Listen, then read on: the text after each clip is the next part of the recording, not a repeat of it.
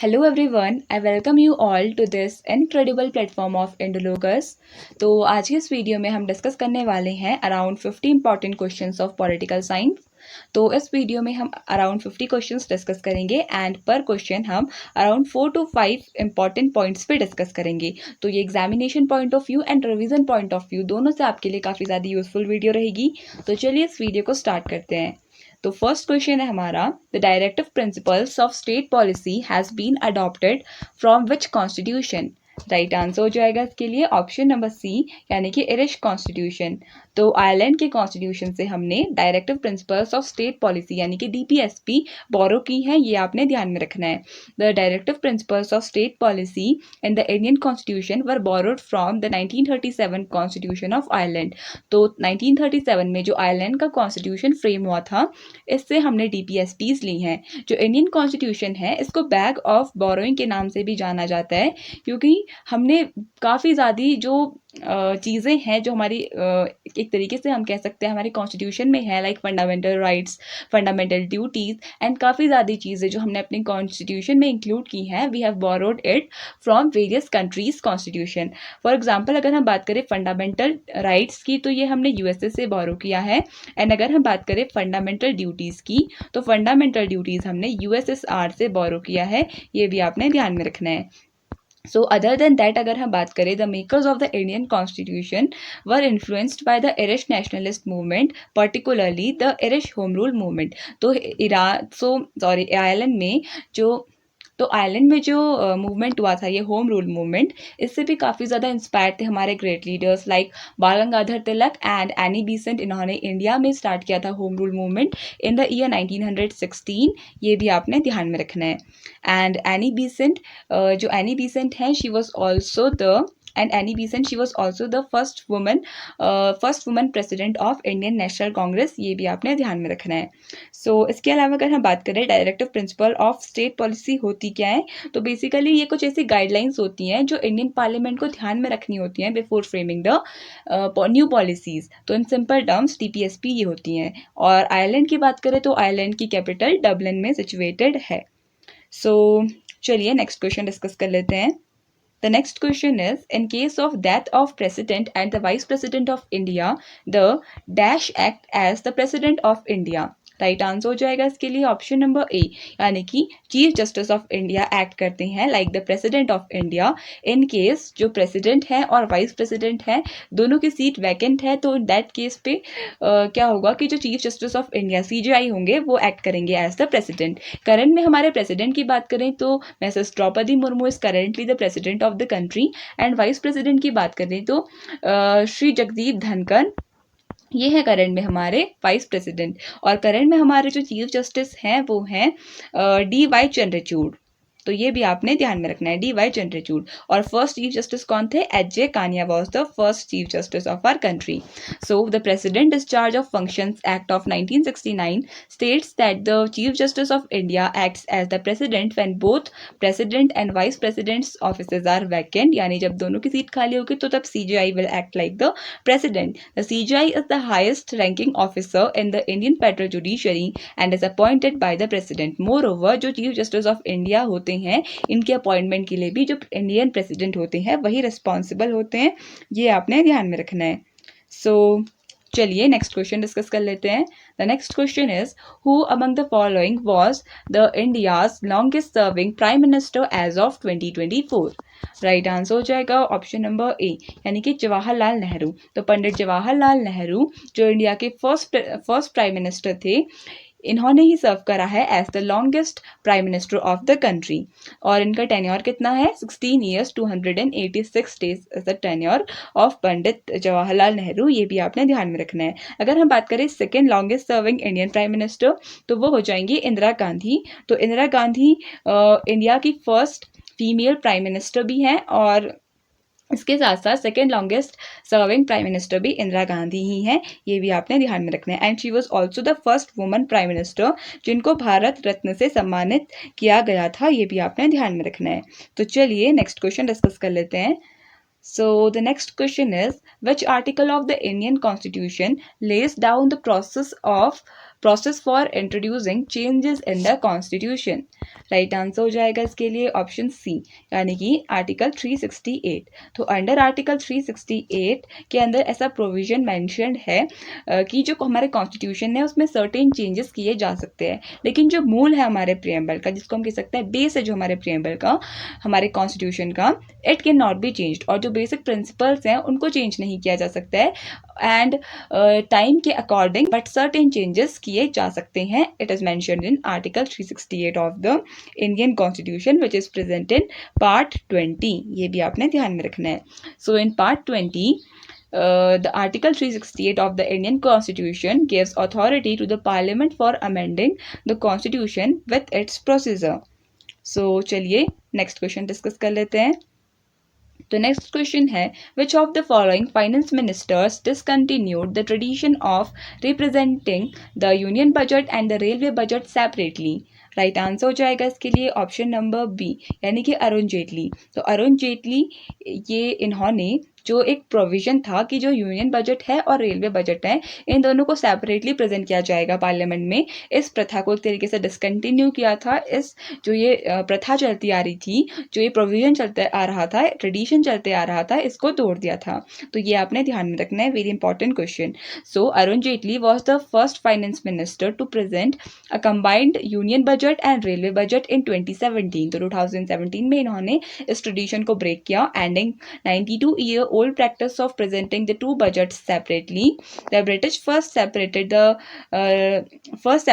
the railway budget from the general budget in 1924 और for the first time जो union budget है और railway budget है इनको कब सेपरेट किया गया था, 1924 में। काफी इंपॉर्टेंट डेट है, ये आपको ध्यान में रखनी है।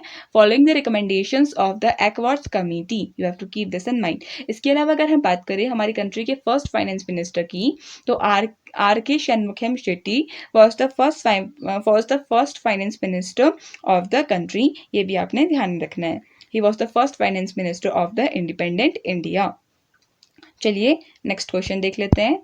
नेक्स्ट क्वेश्चन है, who is rightly called as the father of local self government in India। Right answer हो जाएगा इसके लिए ऑप्शन नंबर बी, यानी कि लॉर्ड रिपन। तो लॉर्ड रिपन ही is regarded as the father of local self government in India, क्योंकि इनका काफ़ी ज़्यादा कॉन्ट्रीब्यूशन है in the decentralisation of the power within India. तो for the first time Indians को एक तरीके से ऑटोनॉमी प्रोवाइड की थी एट द लोकल लेवल।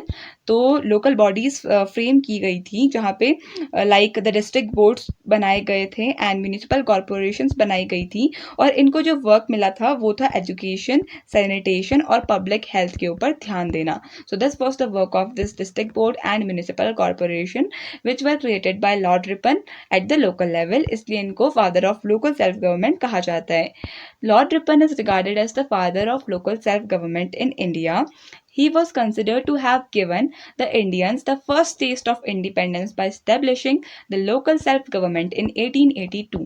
तो 1882 में local self-government for the first time बनाई गई थी, और इंडियंस ने पहली बार फील किया, पहली बार एक तरीके से रूल करने का स्वाद चखा, हम कह सकते हैं। सो ये सब पॉसिबल हो पाया बिकॉज ऑफ लॉर्ड रिपन, इसलिए इनको father of local self government कहा जाता है। Lord Ripon served as the viceroy of India from 1880 to 1884। He was appointed by William Gladstone, you have to keep this in mind. तो William Gladstone ने इन्हें appoint किया था Lord Ripon को as the father of local self government. और Lord Mayo इनके time पे क्या हुआ था, फर्स्ट सेंसस कंडक्ट हुआ था, ये हमने काफ़ी बार डिस्कस कर लिया है।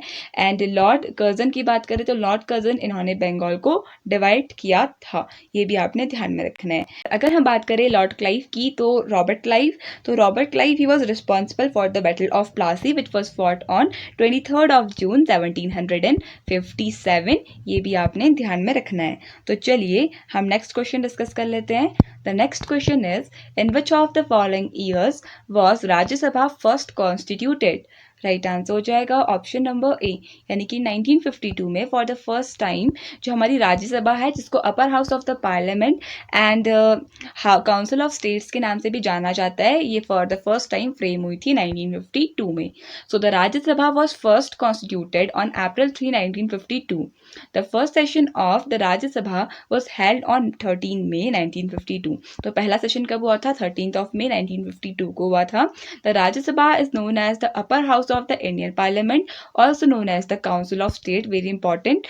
और इसमें कितने members है टोटल? 250 members होते हैं राज्यसभा में, एंड जिसमें से 12 members कौन अपॉइंट करते हैं? President of the country. It is a permanent body and it's membership can not be dissolve. और अगर हम बात करें राज्यसभा के टेन्योर की, तो 6 years इसका टेन्योर होता है, और हर 2 साल में 1/3 ऑफ द मेंबर्स इनको ये रिजाइन कर देते हैं. एक तरीके से इनका टेन्योर पूरा हो जाता है, और 1/3 हर 2 साल में 1/3 मेंबर्स राज्यसभा के चेंज हो जाते हैं. आपको सिंपली इतना ध्यान में रखना है. अगर हम बात करें कि हेड ऑफ राज्यसभा कौन होते हैं, तो the head of Rajya Sabha is basically the vice president of the country, who is currently Jagdeep Dhankar. He is the chairman of Rajya Sabha. He presides over the sessions of Rajya Sabha. ये आपने ध्यान में रखना है. तो चलिए next question देख लेते हैं. The next question is in which of the following years was planning commission of India setup. Right answer हो जाएगा इसके लिए ऑप्शन नंबर सी, यानी कि 1950 में फॉर द फर्स्ट टाइम हमारा जो प्लानिंग कमीशन है ये फॉर्म हुआ था. The planning commission of India was formed on 15 March 1950. It formulated the 5 year plans of India. तो प्लानिंग कमीशन का क्या काम था? जो इंडिया के 5 year प्लान्स थे, जो पॉलिसी मेकिंग प्लान्स थे, इनको फ्रेम करना was the work of our planning commission. On 17 August 2014 it was dissolved and replaced by NITI Aayog. तो क्या हुआ? 17 अगस्त 2014 में जो नीति आयोग है इसने डिसॉल्व कर दिया था हमारे प्लानिंग कमीशन को. नीति stands for national institution for transforming India, और इसने बेसिकली जो 5 year प्लान्स है इनको भी रिप्लेस करा है नीति आयोग ने. ये भी आपने ध्यान में रखना है. अगर हम बात करें नीति आयोग के चेयरमैन कौन होते हैं, तो कंट्री के जो प्राइम मिनिस्टर होते हैं वो बेसिकली सर्व करते हैं as the chairman of NITI आयोग. वैसे ही जो प्लानिंग कमीशन था इसके भी फर्स्ट चेयरमैन कौन थे? इसके फर्स्ट चेयरमैन थे पंडित जवाहरलाल नेहरू. ये भी आपने ध्यान में रखना है. तो अगर हम बात करें नीति की, तो नीति के हेडक्वार्टर्स कहाँ लोकेटेड है? न्यू दिल्ली में इसके हेडक्वार्टर्स लोकेटेड हैं. The planning commission was a non constitutional body that was an important feature of policy making and governance in India. तो policy making was the main work of our NITI Aayog. ये भी आपने ध्यान में रखना है. अगर हम बात करें करंट में नीति आयोग के CEO कौन है, तो करंट में BVR Subrahmanyam is currently the CEO यानी chief executive officer of NITI Aayog. ये कुछ इंपॉर्टेंट बातें थी जो हमने डिस्कस की. चलिए नेक्स्ट क्वेश्चन देख लेते हैं. Socialism succeeds in achieving. Right answer हो जाएगा इसके लिए ऑप्शन नंबर बी, यानी कि equal distribution of income in the society. तो जो सोशलिज्म का कॉन्सेप्ट है बेसिकली ये फ्रेंच रिवॉल्यूशन से इवॉल्व हुआ था. फ्रेंच रिवॉल्यूशन 1789 में हुआ था, और उसके बाद ये सोशलिज्म का कॉन्सेप्ट फैलने लगा था. एंड कार्ल मार्क्स को कहा जाता है as the father of socialism. Socialism की बात करें तो सोशलिज्म मेनली फोकस करता है equal distribution of income in the society. तो एक तरीके से इनकम, यानी कि जितने भी कंट्री में एक तरीके से इनकम जनरेट हो रही है उसका इक्वल डिस्ट्रीब्यूशन हो उस कंट्री के लोगों में. ये सोशलिज्म का मेन की कॉन्सेप्ट होता है. Socialism provides many benefits to society including social equality, economic democracy and collective ownership of the means of production. Next question देख लेते हैं. How many sessions of Lok Sabha are normally held in a year. Right answer हो जाएगा option number D, यानी कि 3 sessions basically होते हैं एक साल में लोकसभा के. सो Lok Sabha usually holds 3 sessions in a year. जो हो गए बजट सेशन जो फरवरी से लेकर मार्च तक होता है, एंड मानसून सेशन जो जुलाई से लेकर सितंबर तक होता है, एंड विंटर सेशन जो नवंबर से लेकर मिड दिसंबर तक होता है. ये आपने ध्यान में रखना है. तो चलिए नेक्स्ट क्वेश्चन देख लेते हैं. The next question is the national commission for minorities was constituted in the year. Right answer हो जाएगा ऑप्शन नंबर बी, यानी कि 1992 में नेशनल कमीशन फॉर माइनॉरिटीज ये कॉन्स्टिट्यूट हुआ था basically. So, the National Commission for Minorities (NCM) was established in 1992 under the National Commission for Minorities Act. 1992 में national commission for minorities was enacted which established the NCM as a statutory body. तो statutory body है NCM, national commission for minorities, ये आपने ध्यान में रखना है। The first national commission was set up on 17th of May 1993। अगर हम बात करें नेशनल कमीशन फॉर माइनॉरिटीज़ की, तो जो हमारी यूनियन गवर्नमेंट है बेसिकली इसने 5 रिलीजियस कम्युनिटीज़ को रिगार्ड किया था एज द माइनॉरिटीज़, जो है Muslims, Christians, Sikh and Parsis and Buddhist. So ये हो गए Muslims, Christian, Sikh, Parsis and Buddhist. तो ये 5 कम्युनिटीज़ हैं जिनको रिगार्ड किया था हमारे यूनियन गवर्नमेंट ने एज द माइनॉरिटीज़। ये आपने ध्यान में रखना है। जो ये नेशनल कमीशन फॉर माइनॉरिटीज़ है, इसका जो मेन पर्पज़ है वो है माइनॉरिटीज़ के इंटरेस्ट को प्रोटेक्ट करना, ऑल्सो जो स्टैंडर्ड ऑफ लिविंग है ऑफ माइनॉरिटीज़ इसको एक तरीके से इंक्रीज करना, ये भी आपने ध्यान में रखना है। इसके अलावा अगर हम बात करें first statutory body of the country की, तो university grant commission UGC which was established in the year 1956, it was the first statutory body of the country। ये अभी आपने ध्यान में रखना है। Next question, in context of Indian parliament what is 0R? Right answer हो जाएगा इसके लिए ऑप्शन ए, यानी कि time immediately after the question hour. तो क्वेश्चन आर के बाद जो आर स्टार्ट होता है उसको 0R कहा जाता है। किसी भी पार्लियामेंट के सिटिंग में बेसिकली 3 मेन इंपॉर्टेंट आर्स होते हैं, जो हो गया question hour, 0R and discussion hour. 0R is the time when members of the parliament can raise issues of urgent public importance। ये भी आपने ध्यान में रखना है, और ये ऑर्डर होता है आर्स का, question hour, 0R and the discussion hour. Next question, who has the right to decide whether a bill is a money bill or not? Right answer हो जाएगा इसके लिए ऑप्शन नंबर ए, यानी कि speaker of the Lok Sabha. तो speaker of the Lok Sabha is the person who is solely responsible for the making the decision कि जो एक बिल है वो एक मनी बिल है या नहीं है। So the speaker of the Lok Sabha has the final से on whether a bill is a money bill or not. अगर हम बात करें करंट में लोकसभा के स्पीकर की, तो ओम बिरला इनको री इलेक्ट किया गया है as the speaker of the Lok Sabha. First speaker की बात करें तो GV Mavalankar was the first speaker of our Lok Sabha. The speaker's decision is not subject to challenge in any court or in either house of the parliament or by the president। तो जो speaker होते हैं उनका decision ही supreme होता है, एक तरीके से हम कह सकते हैं। मनी बिल की बात करें तो article 110 of the Indian constitution में मनी बिल मैंशनड है मनी बिल के बारे में। एंड अगर हम बात करें कि मनी बिल किससे एसोसिएटेड होता है बेसिकली, तो for example taxation, borrowing money from the government, इस टाइप के सब्जेक्ट्स आते हैं from the in the money bill. तो ये आपने ध्यान में रखना है। और जब भी मनी बिल पास किया जाता है तो लोकसभा जो मनी बिल है उसको सेंड करती है to the Rajya Sabha for making any changes, या कोई नए इनोवेटिव आइडियाज उसमें डाले जा सकते हैं, या फिर कोई और रिकमेंडेशन के लिए। तो जो राज्यसभा होती है उसको मनी बिल लौटाना होता है to the Lok Sabha within a period of 14 days. ये भी आपने ध्यान में रखना है। और जो लोकसभा होती है इसके पास पूरा राइट होता है कि वो राज्यसभा की जो रिकमेंडेशन है उसको एक्सेप्ट करे या ना करे। तो पूरा जो डिसीजन होता है वो लोकसभा का ही होता है एक तरीके से, ये आपने ध्यान में रखना है। तो चलिए नेक्स्ट क्वेश्चन देख लेते हैं। Who presides over the joint session of Indian parliament?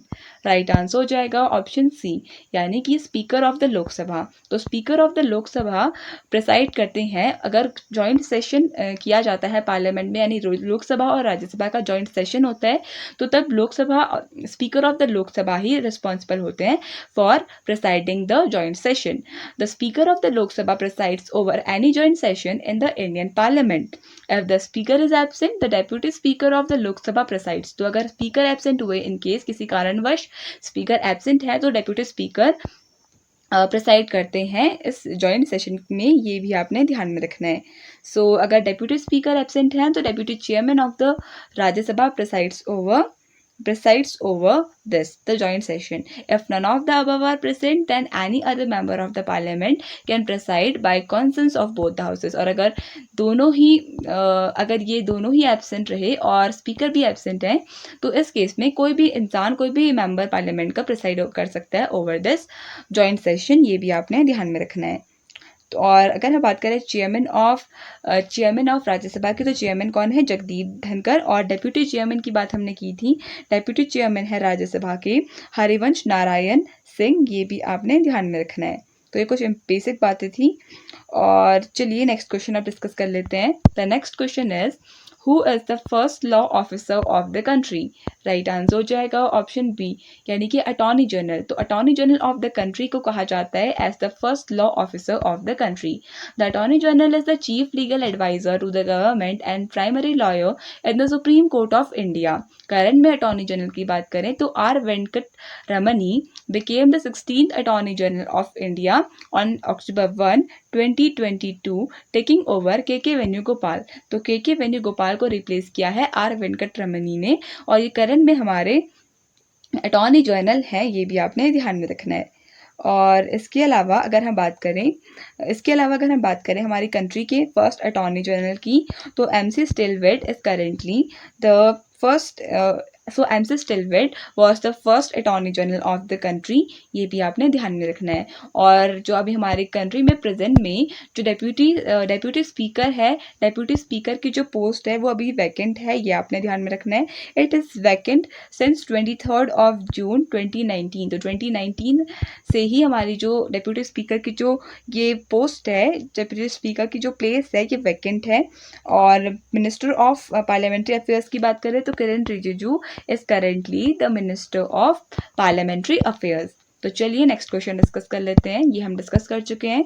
Next question जो डिस्कस करना है that is for the election of president of India a citizen should have completed the age of.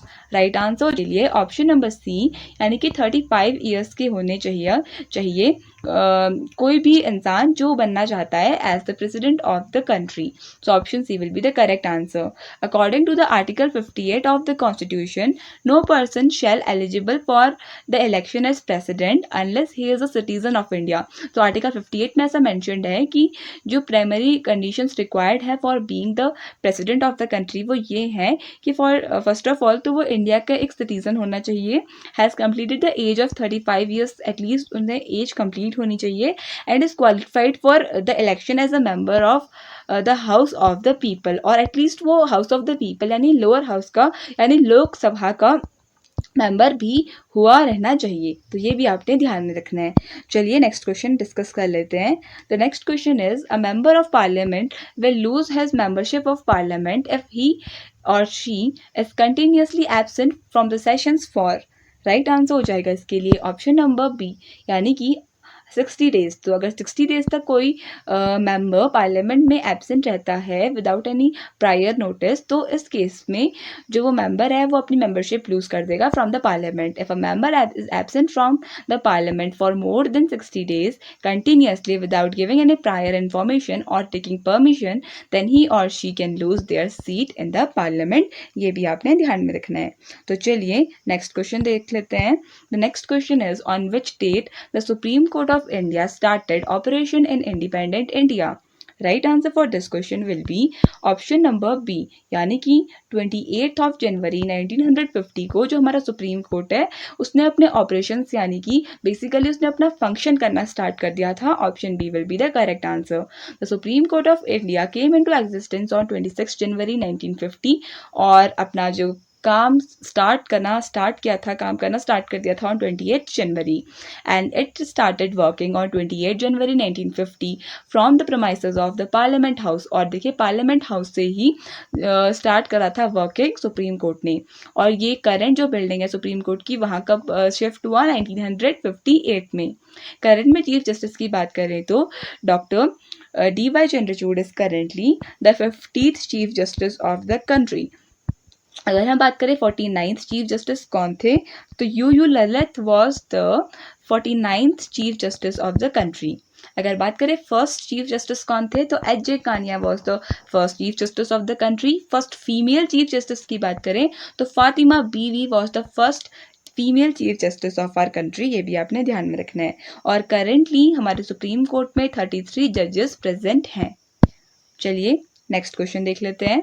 The Prohibition of Child Marriage Act was passed in which year?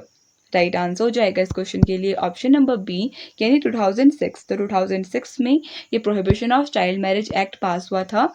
You have to keep this in mind. The government of India passed the Prohibition of Child Marriage Act in 2006, came into force on November 1, 2007। तो देखिए पास हुआ था act 2006 में और finally enforcement कब start हुआ? 2007 में। तो objective was to prohibit solemnisation of child marriage and connected incidental matters in India. तो ये आपने ध्यान में रखना है। And Uttar Pradesh was the first state जिसने स्टार्ट किया था ये prohibition of child marriage for the first time.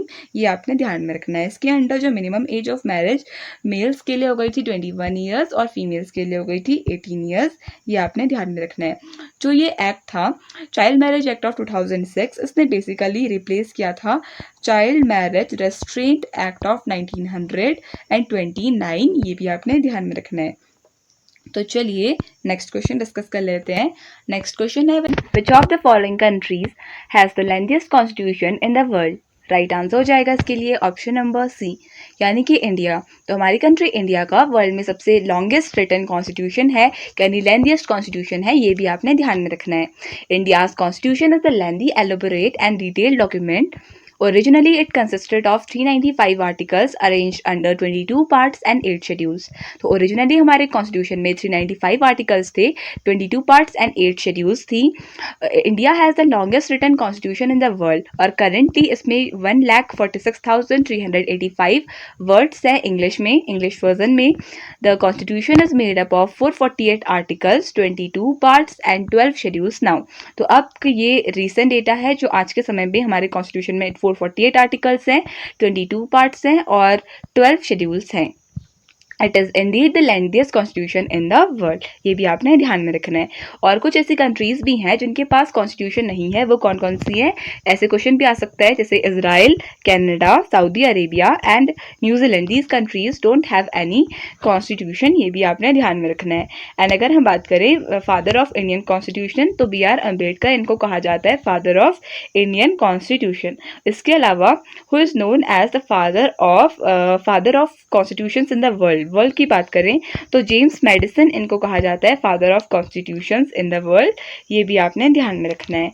चलिए नेक्स्ट क्वेश्चन देख लेते हैं। एंड जेम्स मैडिसन ये USA को बिलोंग करते हैं। नेक्स्ट क्वेश्चन देख लेते हैं। Who is known as the father of political science? Right answer हो जाएगा इसके लिए ऑप्शन नंबर सी, यानी कि एरिस्टोटल। तो एरिस्टोटल इनको कहा जाता है father of political science. Important points में देखते हैं। Aristotle is regarded as the father of political science. ये एक ग्रीक फिलोसफर थे। He was the first one to give a working definition of political science. इसके अलावा अगर हम बात करें एरिस्टोटल की, तो इनको फादर ऑफ बायोलॉजी के नाम से भी जाना जाता है, क्योंकि बायो के फील्ड में भी इनका काफ़ी ज़्यादा कॉन्ट्रीब्यूशन था। इसके अलावा अगर हम बात करें civics, who is known as the father of civics, तो बेंजामिन फ्रैंकलिन, जिनको फादर ऑफ इलेक्ट्रिसिटी भी कहा जाता है, तो इनको फादर ऑफ सिविक्स भी कहा जाता है। ये आपने ध्यान में रखना है। तो चलिए नेक्स्ट क्वेश्चन देख लेते हैं। Who has the power to implement fundamental rights? Right answer हो जाएगा ऑप्शन ए, यानी कि सुप्रीम एंड हाई कोर्ट। तो कोर्ट एंड हाई कोर्ट के पास ये पावर होती है कि वो इम्प्लीमेंट करें फंडामेंटल राइट्स को। तो ऑप्शन ए इसके लिए सही आंसर हो जाएगा। So the fundamental rights are enshrined in part 3 of the constitution, जो आर्टिकल 12 से लेकर आर्टिकल 35 के अंडर आती हैं। Part 3 of the constitution is described as the Magna Carta of India. Very important, Magna Carta of Indian constitution कहा जाता है part 3 of the constitution को। ये भी आपने ध्यान में रखना है। तो सुप्रीम कोर्ट्स और हाई कोर्ट्स, इनके पास सुप्रीम पावर होती है कि ये फंडामेंटल राइट्स को इम्प्लीमेंट करवाएं। फंडामेंटल राइट्स हमने कहाँ से अडॉप्ट की हैं? तो USA से हमने फंडामेंटल राइट्स को अडॉप्ट किया है। ये भी आपने ध्यान में रखना है। तो चलिए नेक्स्ट क्वेश्चन देख लेते हैं। Which state has the maximum or the highest number of Lok Sabha seats?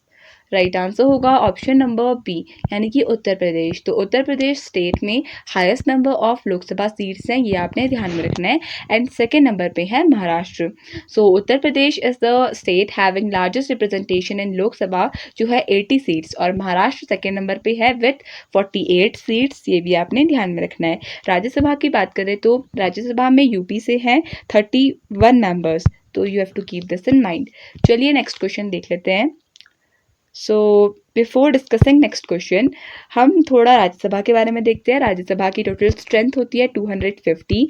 12 members जो होते हैं ये नॉमिनेट किए जाते हैं by the president of the country. From different states and union territories, ये आपने ध्यान में रखना है।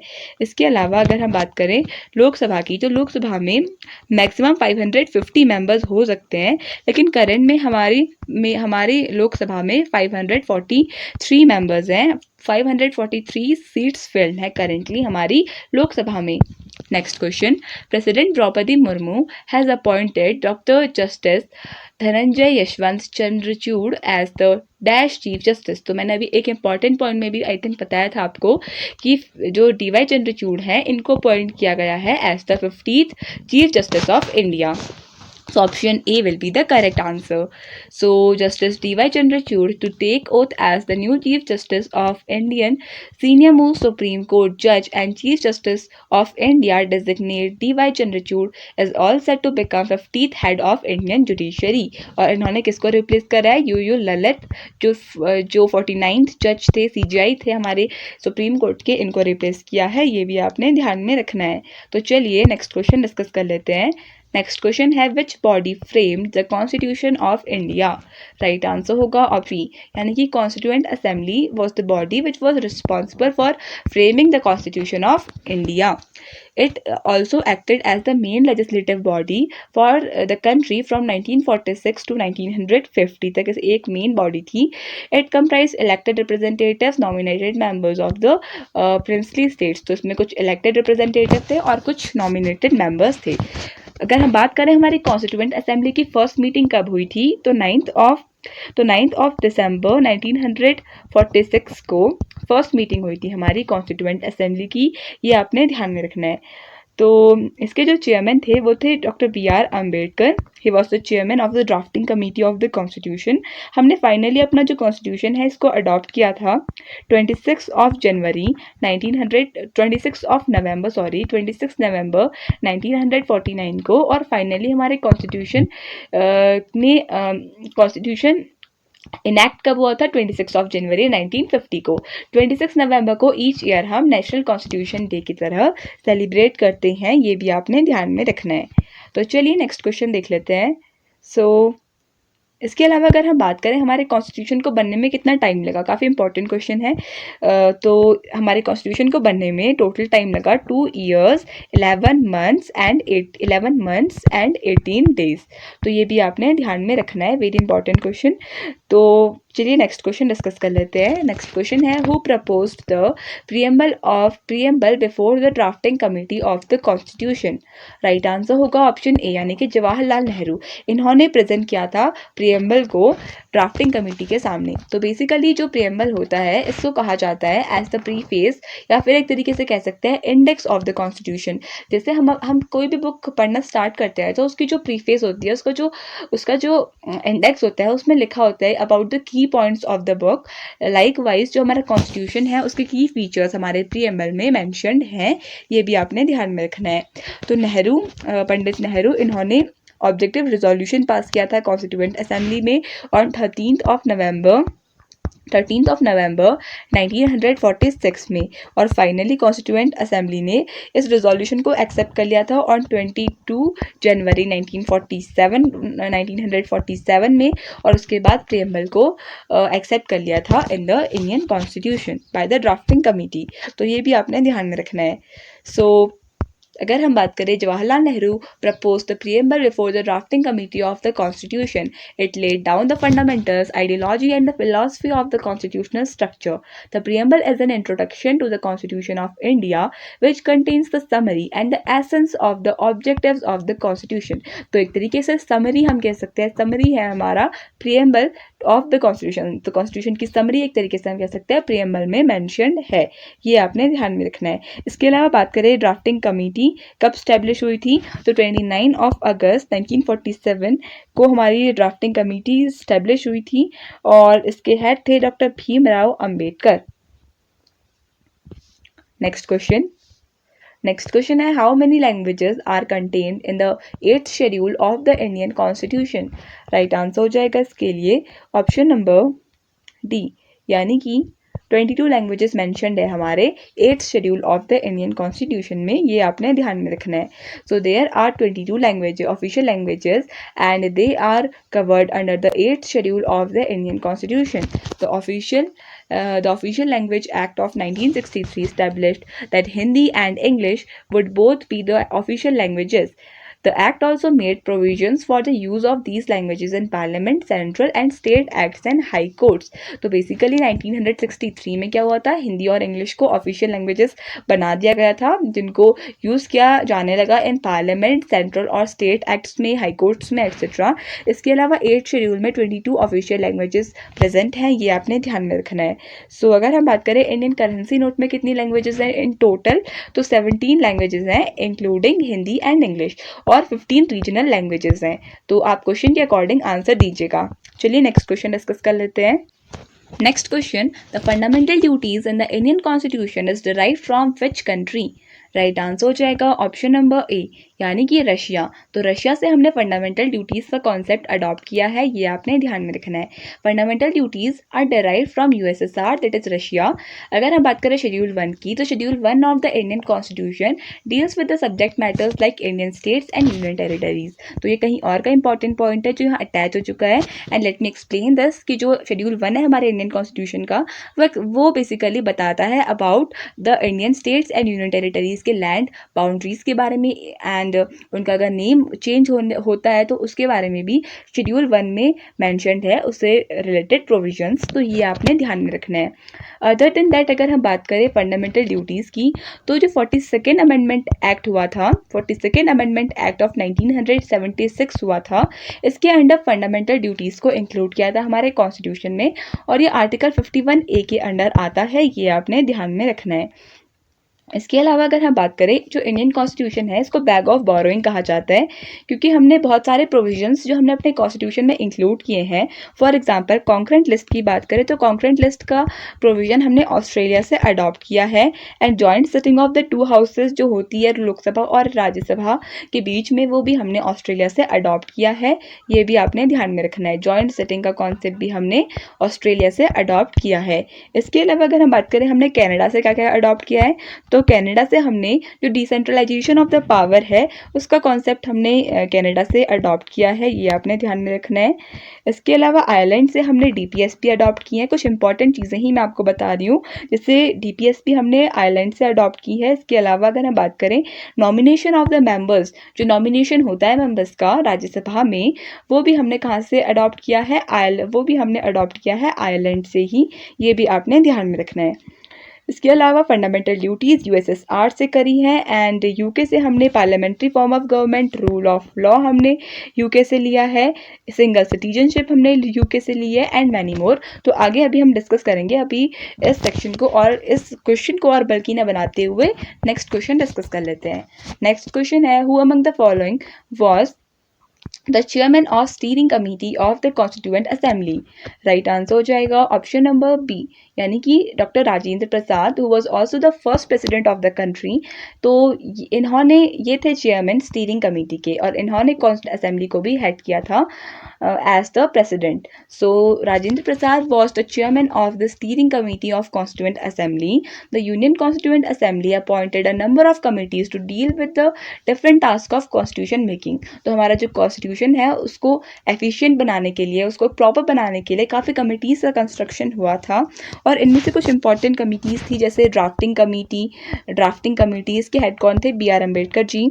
इसके अलावा अगर हम बात करें यूनियन कॉन्स्टिट्यूशन कमेटी, यूसीसी भी जिसे कहते हैं, और इसके हेड थे पंडित जवाहरलाल नेहरू, ये भी आपने ध्यान में रखना है। जो प्रोविंशियल कमेटी थी इसके हेड थे सरदार वल्लभ भाई पटेल। वल्लभ भाई पटेल को, इनको बिस्मार्क ऑफ इंडिया के नाम से भी जाना जाता है, Bismarck of India and iron man of India, and the person who united our country India is therefore is known as the Bismarck of India, क्योंकि Bismarck was known for the unification of his country Germany, and जो सरदार वल्लभ भाई पटेल थे इनको unification of India के लिए जाना जाता है, therefore he is called as Bismarck of India, and patron saint भी ने कहा जाता है। तो चलिए नेक्स्ट क्वेश्चन देख लेते हैं। नेक्स्ट क्वेश्चन है, in which year were the Indian states reorganised on linguistic basis.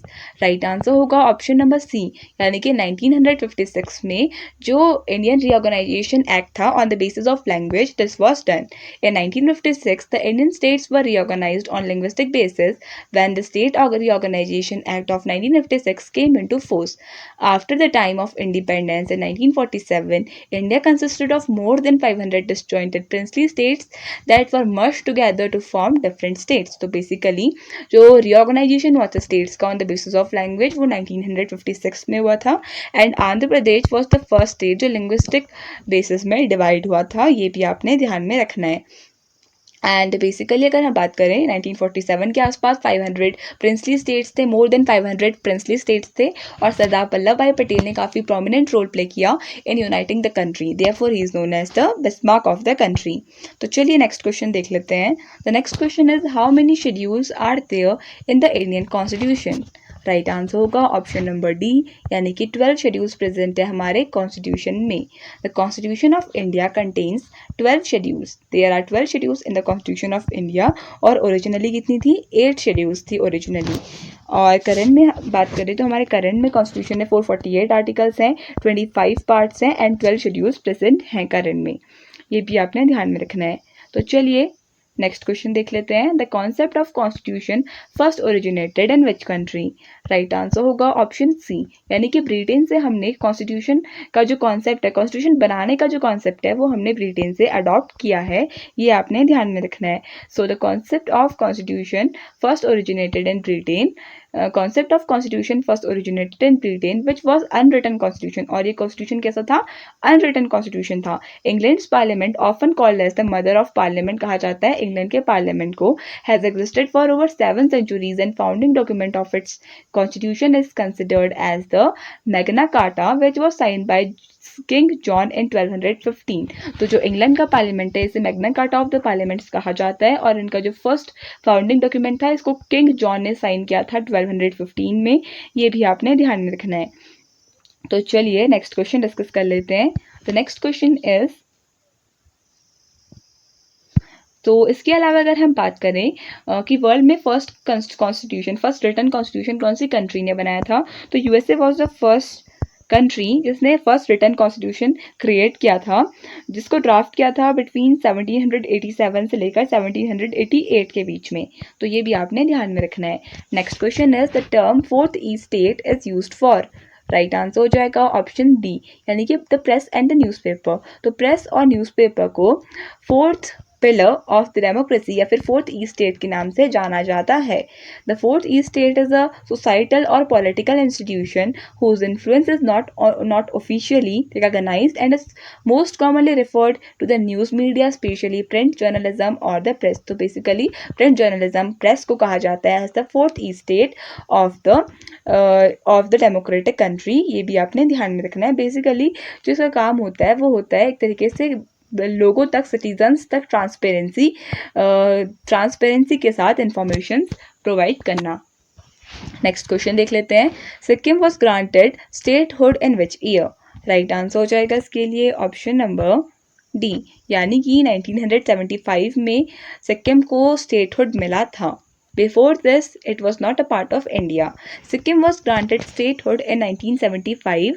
Initially, Sikkim remained an independent country which was ruled by Chogyals. So Chogyals rule करते थे सिक्किम में before it merged into India. It was first given the status of associate state. तो पहले associate state का status मिला था 1974 में by 35th Constitutional Amendment Act. Later on in 1975 by 36th Amendment Act, it was granted the status of a full state. Also, Sikkim को कहा जाता है as the first organic state of the country. ये भी आपने ध्यान में रखना है, first organic state of the country. तो चलिए नेक्स्ट क्वेश्चन देख लेते हैं. Who among the following was the chairman of fundamental rights sub committee of the constituent assembly. Right answer हो जाएगा ऑप्शन नंबर ए, यानी कि जे.बी. कृपलानी. तो J B. Kripalani he was the chairman of fundamental rights sub committee of the constituent assembly. J B. Kripalani was the chairman of this committee. The committee had 12 members and held 3 sittings. तो basically जो ये committee थी इसमें कितने members थे? 12 members थे. किसमें? Fundamental rights and sub committee में. तो ये आपने ध्यान में रखना है. When was our national anthem first sung and where? Right answer हो जाएगा ऑप्शन नंबर डी, यानी 27 दिसंबर 1911 को कैलकाटा में जो हमारा नेशनल एंथम है इसको फॉर द फर्स्ट टाइम गाया गया था. इंडियाज नेशनल एंथम जो है जन गण मन was first sung on December 27, 1911 in Calcutta, जिसको अब कोलकाता के नाम से जाना जाता है. The song was first published in the Tatvabhumi Patrika in January 1912. Tagore translated the song into English in 1919, जिसका टाइटल था the morning song of India. तो देखिए रविंद्रनाथ टैगोर इन्होंने फिर इस सॉन्ग को लेटर ऑन इंग्लिश में ट्रांसलेट करा जिसका नाम था the morning song of India. The song was featured in the 1945 film Hamrahi. तो हमराही में भी इस सॉन्ग को फीचर किया गया था. ये कुछ एक्स्ट्रा फैक्ट है जो आपको ध्यान में रखना है. The Doon school Dehradun adopted it as the song in the school song in 1935. और दून स्कूल ने इसको अडॉप्ट किया था इस नेशनल एंथम को as the school song in the year 1935. ये भी आपने ध्यान में रखना है. अगर हम बात करें कि जो ये नेशनल एंथम है इसको फॉर द फर्स्ट टाइम कौन से सेशन में गाया गया था, तो कैलकाटा सेशन में गाया गया था और इंडियन नेशनल कांग्रेस का ये सेशन था. एंड अगर हम बात करें कि जो ये नेशनल एंथम है इसमें कितने स्टैंजाज हैं, तो बेसिकली इसमें 5 स्टैंजा प्रेजेंट हैं. ये भी आपने ध्यान में रखना है. सो नेक्स्ट क्वेश्चन देख लेते हैं. The next question is a financial emergency can be declared by applying. Right answer हो जाएगा इसके लिए ऑप्शन डी, यानी कि आर्टिकल 360 के अंडर फाइनेंशियल इमरजेंसी को अप्लाई किया जाता है. The correct answer is article 360. President of India can impose financial emergency by applying article 360. And अभी तक हमारी कंट्री में जो ये फाइनेंशियल इमरजेंसी है ये कभी इम्प्लीमेंट नहीं हुई है. You have to keep this in mind. Other than that अगर हम बात करें नेशनल इमरजेंसी की तो आर्टिकल 352 के अंदर आती है नेशनल इमरजेंसी. स्टेट इमरजेंसी आती है आर्टिकल 356 के under.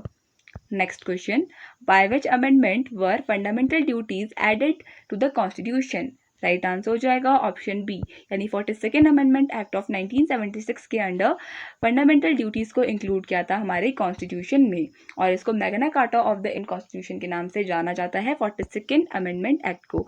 More over it is also called as mini constitution. The fundamental duties of citizens were added to the Constitution by the 42nd Amendment Act of 1976 upon the recommendations of the Swaran Singh Committee that was constituted by the Government of India. Next question, what is the motto incorporated under our national emblem? Right answer हो जाएगा option number B, यानी कि सत्यमेव जयते. तो सत्यमेव जयते ये मोटो इनकॉर्पोरेट किया गया है हमारे नेशनल एम्बलम के नीचे. तो देखिए सत्यमेव जयते इज अ मंत्र. ये इसे लिया गया है from the scripture which is Mundaka Upanishad. Upon independence of India, it was adopted as the national motto of the country. इसके अलावा जो सत्यमेव जयते है ये हमारी कंट्री का नेशनल मोटो भी है. The emblem also includes 3 lions mounted on an hibiscus.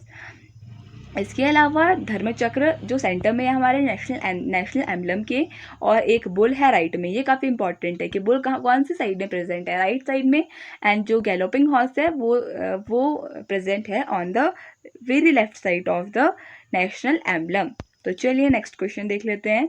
Next question है which of the following countries have an unwritten constitution.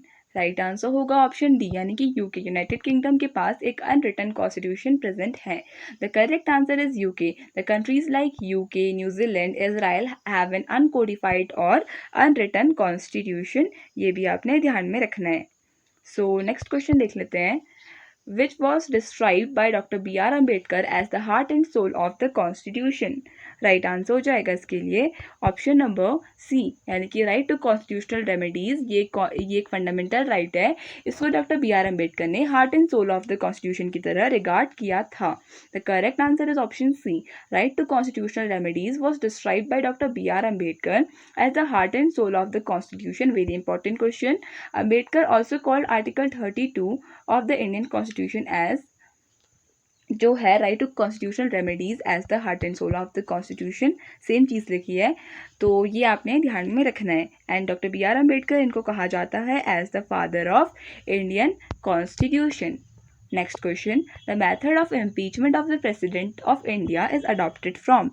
Right answer हो जाएगा इसके लिए ऑप्शन नंबर ए, यानी कि यूएसए. तो यूनाइटेड स्टेट्स ऑफ अमेरिका से हमने ये प्रोविजन अडॉप्ट किया है of the impeachment of the president of the country. ये भी आपने ध्यान में रखना है.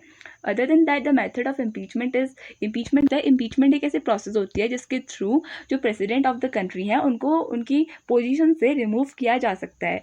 The president of India is adopted, so this process of impeachment of president is adopted from USA. Constitution has adopted the method of impeachment of India from the USA's constitution. ये आपको ध्यान में रखना है. अदर देन दैट हमने USA fundamental rights adopt की हैं, ये भी आपने ध्यान में रखना है. जो हमारी जुडिशरी है वो इंडिपेंडेंट है फ्रॉम लेजिस्लेचर एंड एग्जीक्यूटिव. तो इंडिपेंडेंस ऑफ जुडिशरी भी हमने कहाँ से अडॉप्ट की है, इंडिपेंडेंस ऑफ जुडिशरी भी हमने यूएसए से अडॉप्ट किया है. और जुडिशियल रिव्यू का जो एक मेथड होता है वो भी हमने वहीं से अडॉप्ट किया है. इम्पीचमेंट ऑफ प्रेसिडेंट हमने यूएसए से अडॉप्ट किया है. Removal of supreme court and high court जजेस का जो प्रोसेस होता है, रिमूवल ऑफ जजेस भी हमने वहीं से अडॉप्ट किया है. एंड पोस्ट ऑफ जो वाइस प्रेसिडेंट होती है, this also we have adopted from USA. Next question देख लेते हैं. Which state enjoys the distinction of being the first linguistic state of the country. तो राइट आंसर हो जाएगा इसके लिए Andhra Pradesh, option number D. तो आंध्र प्रदेश हमारी कंट्री का फर्स्ट लिंग्विस्टिक स्टेट है. तो Andhra Pradesh is the first created linguistic state of India for Telugu speaking people. तो Telugu speaking people के लिए ये state बना था Andhra Pradesh. It came into existence on October 1, 1953. Indian evolutionist Potti Sri Mallu took the lead and continued the struggle for the formation of the linguistic state. तो finally इन्होंने जो ये फ्रीडम फाइटर थे, इन्होंने फास्ट अनटू डेथ किया था और इनकी डेथ हो गई थी. बिकॉज ऑफ दैट लोगों में और ज़्यादा वायलेंस बढ़ा और उन्होंने स्ट्रांगली मांग की of an independent state on the basis of language. ये आपने ध्यान में रखना है. और जो आंध्र प्रदेश है ये इंडिपेंडेंट स्टेट बना ऑन 1 अक्टूबर 1953. नेक्स्ट क्वेश्चन देख लेते हैं. How many types of emergencies are envisaged by the Constitution? Right answer हो जाएगा इसके लिए ऑप्शन सी, यानी कि 3 टाइप्स की इमरजेंसीज जो हम डिस्कस कर चुके हैं. कौन कौन सी? National emergency, state emergency, financial emergency. एक बार मैं आपको वापस आर्टिकल्स रिवाइज करा देती हूँ. National emergency 352, state emergency 356 and financial emergency 360. आप इसे 4 के मल्टीपल्स की तरह भी देख सकते हैं. इस पर आप 4 ऐड करिएगा तो यह आ जाएगा 356 एंड इसमें 4 ऐड करेंगे तो आ जाएगा 360. Next question, who was the constitutional adviser to the constituent assembly of India. Right answer हो जाएगा ऑप्शन ए, यानी कि BN Rao was the constitutional adviser of the Indian constituent assembly. तो option A will be the correct answer. BN Rao was appointed as the constitutional adviser to the Indian constitutional assembly which was formulated on 9th of December 1946. He was responsible for the general structure of the democratic framework of the Constitution and prepared its initial draft in Feb 1948. तो Constitution का initial draft बनाया था BN Rao ji ने और Feb 1948 में इसको present किया था. ये भी आपने ध्यान में रखना है. ये बेसिकली एक इंडियन सिविल सर्वेंट थे, जूरिस्ट थे और एक टाइप के डिप्लोमेट थे. अदर देन दैट इन्हें इंडियन जूरी में भी इनका काफ़ी इम्पॉर्टेंट रोल रहा है. ये भी आपने ध्यान में रखना है. तो चलिए अब नेक्स्ट क्वेश्चन डिस्कस कर लेते हैं. The next question is who was the constitutional adviser to the constituent assembly of India. Right answer हो जाएगा ऑप्शन ए, यानी कि सर BN राव. तो sir B N Rao is the constitutional adviser to the constituent assembly of India. तो B N Rao ये constituent assembly के constitutional adviser थे। He was responsible for the general structure of the democratic framework of the constitution and prepared its initial draft in Feb 1948 में इन्होंने constitution का initial draft prepare किया था। ये आपने ध्यान में रखना है। बेसिकली जो बी एन राव थे ये एक इंडियन सिविल सर्वेंट थे, एक डिप्लोमेट थे और एक काफ़ी ज़्यादा फेमस जूरिस्ट भी थे। ये भी आपने ध्यान में रखना है।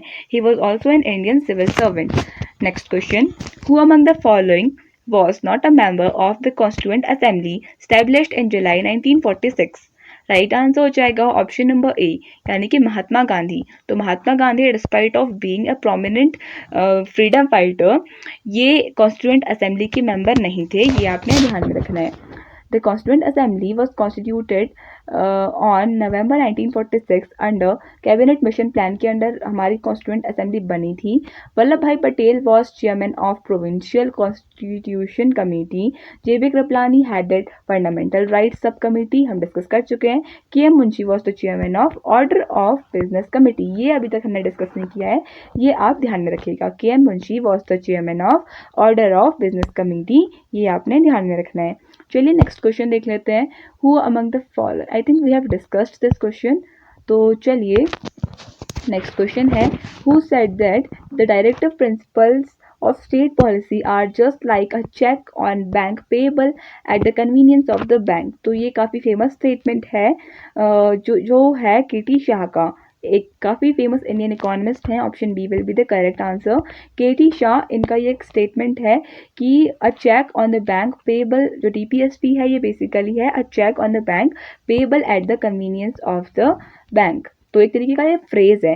K T Shah was an economist of repute, also along with being a member of the constituent assembly के भी ये मेंबर थे। और जो डीपीएसपी है ये कौन से आर्टिकल्स में आती है, आर्टिकल 36 से लेकर आर्टिकल 51 तक आती है और part 4 of the Indian constitution में मैंशनड है। DPSP were designed to create a welfare state in India and to spread the concept of economic and social democracy. Next question, in India the residuary powers are vested with. Right answer हो जाएगा option number A, यानी कि union government. तो central government के पास residuary powers होती हैं, ये आपने ध्यान में रखना है। रेजिडरी पावर्स या रेजिडरी लिस्ट बेसिकली ऐसे लिस्ट होती है जहाँ पे subjects like AI and computers and technology जैसे फील्ड्स रखे जाते हैं जिनके बारे में जो डिसीजंस होते हैं वो सेंट्रल गवर्नमेंट ही लेती है। देयरफॉर इनको एक डिफरेंट लिस्ट में बनाया गया है जिसको रेजिडरी लिस्ट कहा जाता है।